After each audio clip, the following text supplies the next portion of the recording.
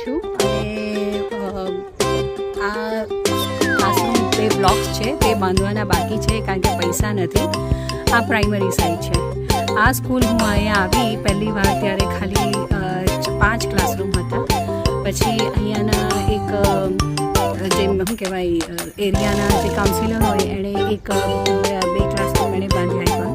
પછી આ help post છે અને આ બધું એક કોરિયન કંપની આવી અને કોરિયન એ લોકોએ આ બાંધી આપ્યું.